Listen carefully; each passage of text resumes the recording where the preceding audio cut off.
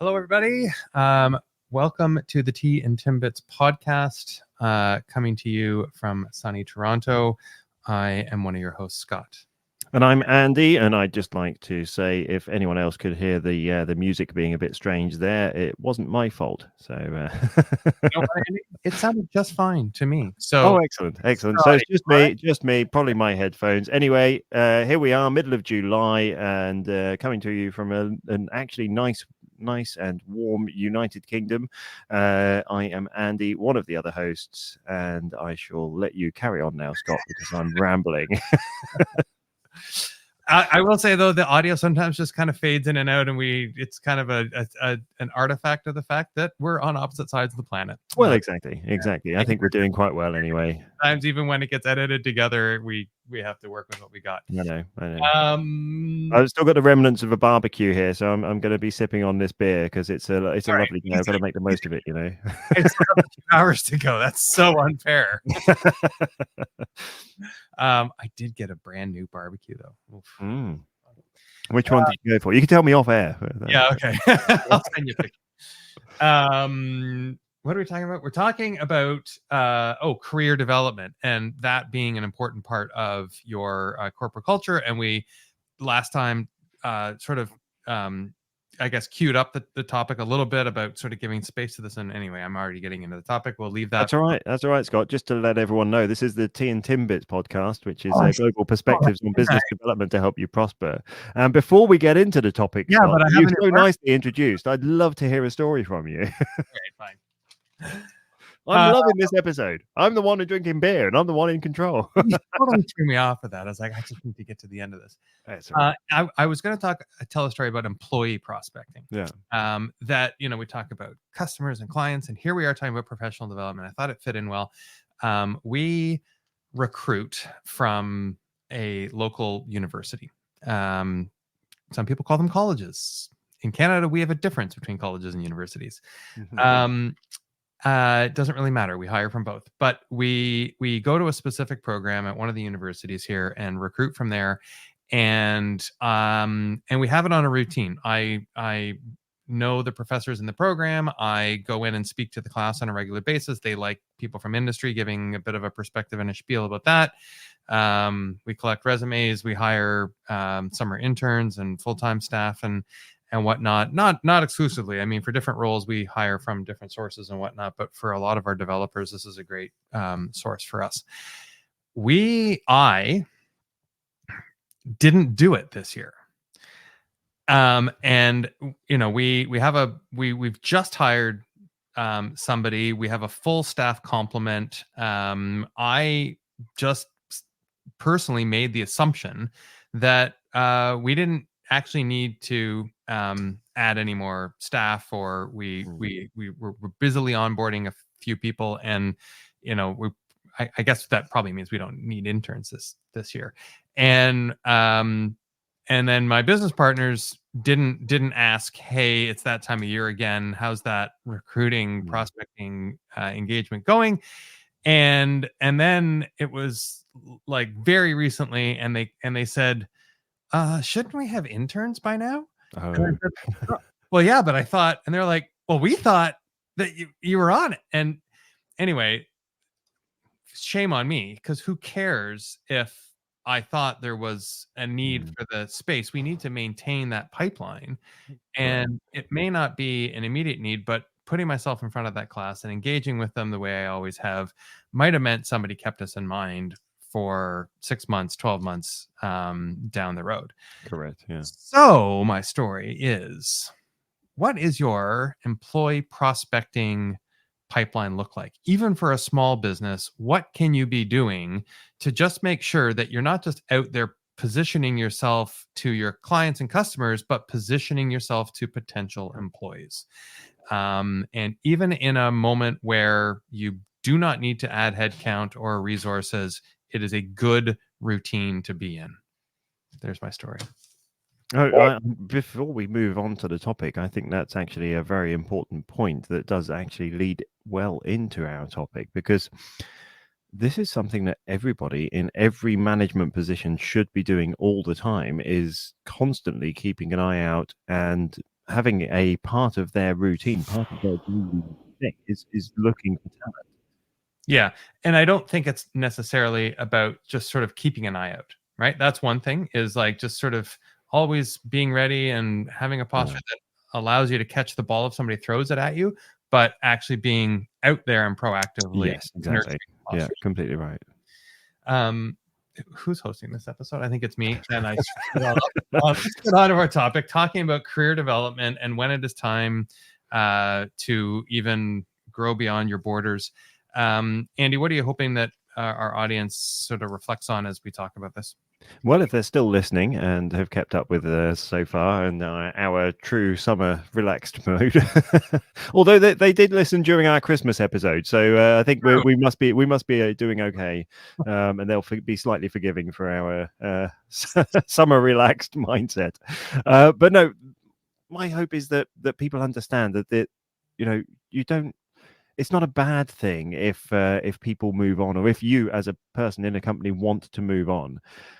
It can actually be a good thing, because if you look after those people as they're growing and developing and becoming better, then if they outgrow your organization, if they have a very positive lasting memory from you, then that's going to be something that's going to be valuable for you and for them in the future, and they're going to think positively of you. They're going to think very highly of you. It comes back to that employer branding that we've been talking about as well, is that as a good employer, you want to be seen and attract new talent. So if you've got someone out there who goes, yes, I went there, I worked there for a while, I got really good, I outgrew them because they helped me, they supported me, and they were a really wonderful place to work, I recommend them. Mm-hmm. There's nothing more powerful than that. It doesn't matter how much good website you have or how many events you attend. If Right. you've got ex-employees speaking very highly of you, and these are ex-employees who've gone on to do something even better, well then fantastic. You can't get much better than that. And as you as an individual, if you can get that, and if you can feel confident that you're doing that and that you're doing it for the right reasons, then absolutely, I think it's the right thing to do. And I think in certain large companies as well, they encourage you to move on every 2 to 3 years, because they know that you'll get stale if you stay. Often move on within the same organization, I mean, in these larger ones. Yeah. Okay, so because I have so one, I don't actually like that posture of we only want you in this role for 2 or 3 years. I mean, I think there's a very large tech company that maybe people will recognize for this comment. That's the strategy. Like, nope, you're just. Yeah. But I think it's a rise and grind mentality. Like, well, no, we've got a routine here where we're going to put you in this function, and you are just going to fricking go, and we know you're not going to last long, and so we're ready to move you up, move you over, or move you out, and we're going to bring in fresh energy to sit in that chair in the next 12 to 24 months. The culture and the client side of that posture is just awful. So allowing people in a large organization to have the opportunity to move around if they so choose, and having a process for career development internally. And again, like 100 years ago when I worked in the large corporate world, there was a process for that. Every job opening went internal for a certain amount of time, and you got indicated that this was an internal application, but you kind of got put in the mix with everybody else. But it got treated differently, and so I think certainly allowing for the recognition that you might not want to lose somebody in your department, but we as a company need a culture that allows people to find their seat. Yes, totally agree with that. I guess I bristled at just specifically saying, well, we're only gonna anyway. But we talked about in your spiel there. It was very, I guess, a bit sort of slanted towards allowing people to grow out of your organization, and we did kind of tee it up that way. But I think that the point I wanted to emphasize was not to be afraid and resistant to having the career development conversation with your staff, it doesn't necessarily mean you're helping them grow out of your organization. You might No. be able to just help them thrive and grow, and that might actually mean staying in the same quote unquote sort of like level Yeah. that they're in, just being really, really freaking good at it, right? So sometimes you want to move across, and sometimes you're moving up, and sometimes that means more management, and sometimes that just means you're more senior at the function that you Yes. that you deliver. So I think when you're talking, first of all, you need to have these conversations, and you need, as an employer and as a leader, you need to be the one to bring them up. Two, you need to be ready for people to outgrow your organization. But three, it's going to do nothing more than just bolster the strength and culture of your organization, which, when done effectively, means that your customers will get a better experience, better product, better service, and everybody will be better for it. There are people who are very comfortable going into a particular job and just staying there forever, and there's nothing wrong with that. And that's the important message here, is that it's still important to be continually growing and developing and doing a good job and wanting to be better and better and better at it. But there's nothing wrong with going into a job and staying at it for years. I mean, there are people who I know who are in sales roles that they have been in for 25 years, and they're really happy. Yep. They're just doing a really, really good job, and they're really, really expert at it, the ones who are doing it well. I also know those who have been in their sales role for 25 years because they can't move on because they're not very good at it, but they are enough to maintain things, and they're not much of a hassle. They're not bad people, they're just not very good. Right.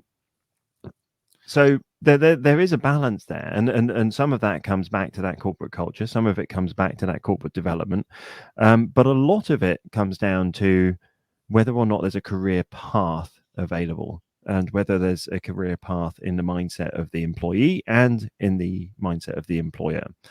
And establishing a career path and just saying, I want to be doing this forever, or I'm comfortable doing this, or I would like to maybe step up one role, or I'd like to step sideways and try something different.